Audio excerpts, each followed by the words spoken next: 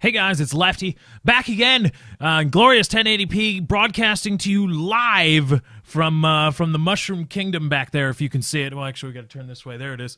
The Mushroom Kingdom. I got to talk to the truck and the production. Okay, yes, we are live. Hey, Lefty here.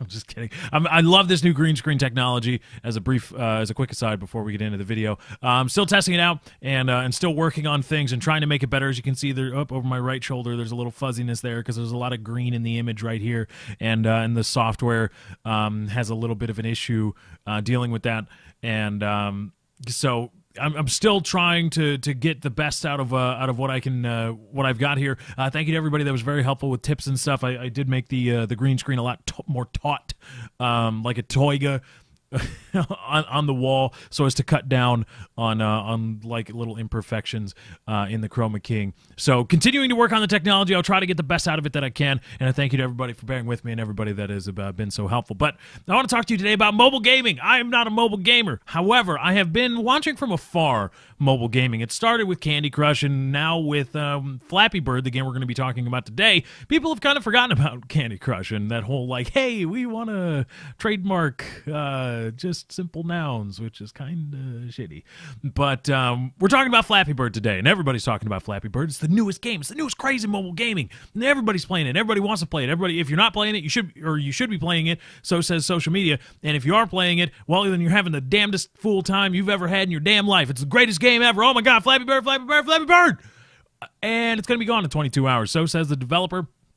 Out of Vietnam. I am not going to attempt to say his name. I'm going to butcher it and just do a completely disservice. So he will be the developer from Vietnam for the purposes of this video. And he said on Twitter that he's going to take down the game. It was a huge craze. And The Verge reported that he was making $50,000 a day from advertisements. And that's not even counting the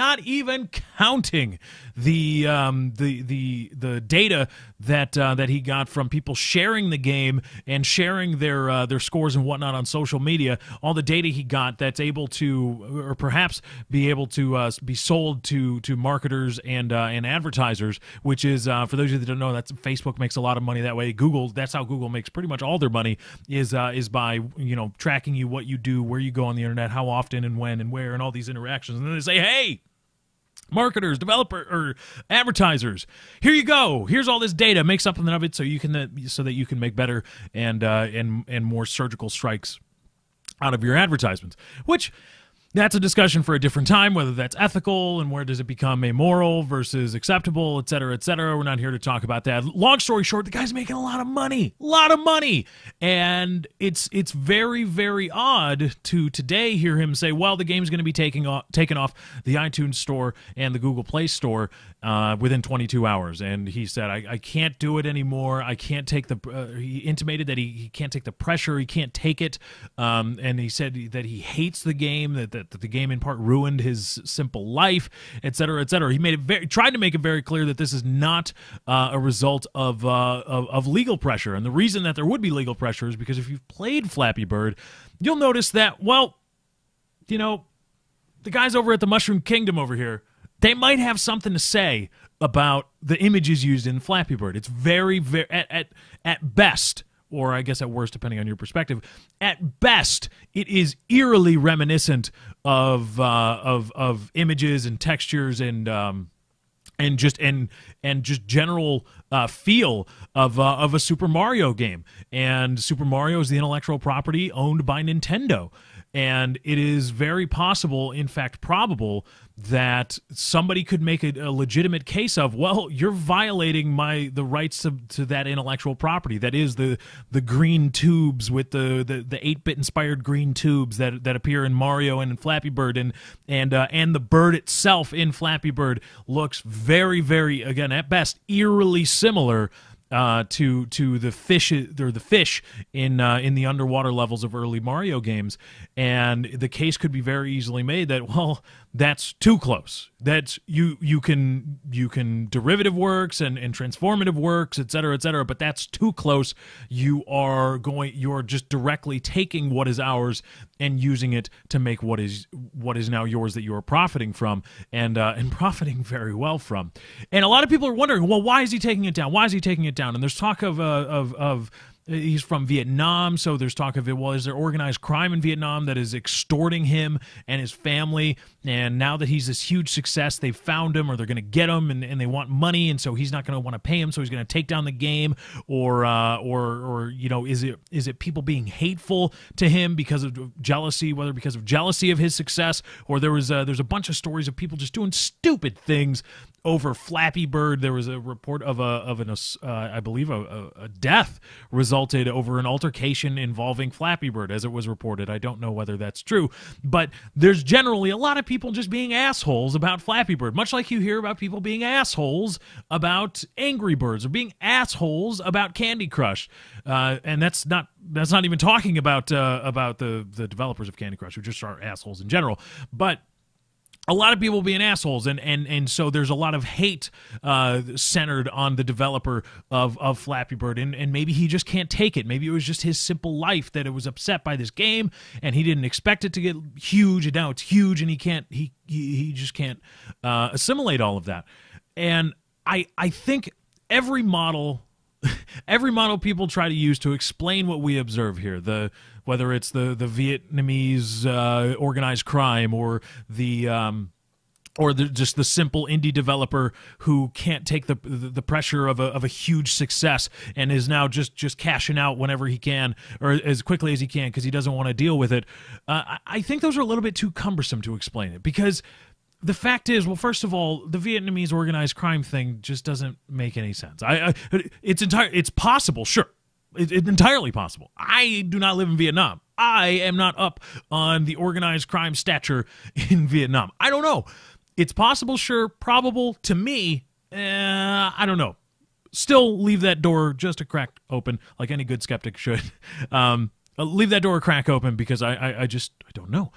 But the whole indie developer just intended for it to be a small game amongst himself and some friends, and it got huge. He didn't expect it, and now he's recoiling away from the spotlight. That doesn't make sense either. That doesn't agree with other things. First of all, the very fact that the game was uploaded to both iTunes and the Google Play Store. If he did not intend for people to find it, for people to play it, if he did not allow for the fact that it could get huge or a lot bigger than he ever imagined, well, he's either incompetent, or that doesn't explain what he did or why he did it. That doesn't explain the game's presence on the store if it was just meant for him and a few people that he knew. And what's more, the developer said on Twitter, well, that he still intends to make games and he hopes people enjoy them. So again, that's another feather in your cap of, well, him just not being able to take the pressure from people from this huge success is why he's retreating from Flappy Bird and trying to take it down. It doesn't jibe when you consider all those things.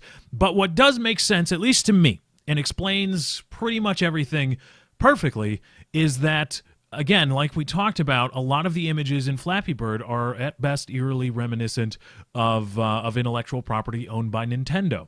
And Nintendo is not scared of enforcing what they believe to be their intellectual property right. Nintendo is not scared of being litigious with people that they believe are violating the rights to the things that they own. So when you have Flappy Bird, a game which is a huge success, monumental in the mobile sphere, $50,000 a day for a mobile game, and you had just a huge success based in part on it looks like it's a little bit infringing, or the case could be made when you take those two things and then add the fact that the people that own the rights to the things that may be infringing is Nintendo.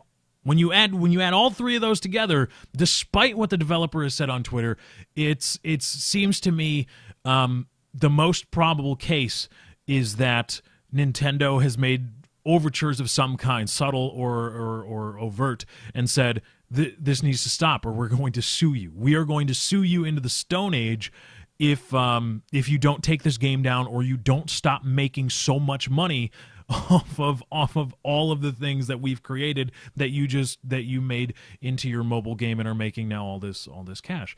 And I think that is very I think that wraps it up nicely, and it fits with everything that we can see. So when you wonder why is Flappy Bird's taken down, why is Flappy Bird's taken down? Of course, people are being assholes to the developer. Of course, jealousy is a mother. It's people do crazy things when they are jealous of another person's success, especially when you're talking about monumental success, where you're talking about 50 G's a day plus the data you can sell to other marketers and advertisers after that. People are going to be upset with you, especially and people that are just that can't do well at the game and maybe have to buy stuff and to get better. And so of course people are being assholes to this developer. But $50,000 a day goes a long way to quieting those voices. And it seems to me that it's a lot more probable that Nintendo has reached out to the developer and said, "Look, we see your success and we see this game, and it is very clearly, we think, an infringement on our intellectual property rights. So now you can take your $50,000 a day and try to go to court against us, or you can just remove the game, and then we'll go from there in terms of some kind of settlement for, again, what we believe to be an infringement on your part." So I think, again, I don't know, I can't say for sure, and the whole organized crime element in Vietnam, I am not a crime reporter in Vietnam, so I can't tell you whether that's how much water that holds. It just seems to me, just on first blush, to be the most improbable of all explanations. And to me, the most probable is that Nintendo is probably just like the people in the Mushroom Kingdom. The people are like, hey, you give us our shit back. Do not take it. It is ours. And you cannot profit from it this much. But, hey, that's mobile gaming, right? Well, I shouldn't say that's mobile gaming. That's a lot of mobile gaming. There is a lot of homages in mobile gaming, or homages in mobile gaming, of inspired by.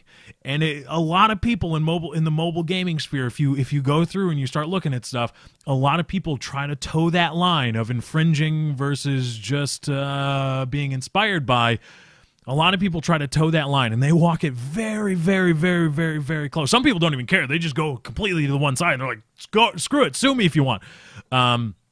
But I think this is one time where it's a perfect storm. You're a little bit too infringing, and the fact that the people that own the property in the first place are Nintendo, and they're not scared about enforcing it. So if you're wondering why Flappy Bird is going to be off of iTunes, the iTunes Store and the Google Play Store in about 22 hours, that is my dissertation on the matter, and keep an eye out for mobile games that are just blatant ripoffs. Candy Crush. Don't forget about Candy Crush essentially being Bejeweled, and then Candy Crush said, "Well, we're more successful than Bejeweled. We now own this forever and ever and ever in perpetuity. You cannot use candy." It's actually kind of sad that people that Flappy Bird has made people forget about that completely messed up situation, those assholes at Candy Crush that are the epitome of what is a growing problem in mobile gaming. But Nintendo, I think, is just exercising what they believe to be their reasonable position. Anyway, guys, that's my time. I got to get out of here. Thank you for joining. I hope you enjoyed. Be sure to drop a like on this video if you did enjoy. More videos to come with green screens as I work on the technology and lighting and stuff to make it all crisp and clean, etc., etc. So be sure to hit that subscribe button. The march to 100K rolls on. We are so close. Hit the subscribe button. As always, likes and favorites are appreciated. I greatly appreciate it. Thank you guys for joining. I hope you enjoyed. I'm out. Peace.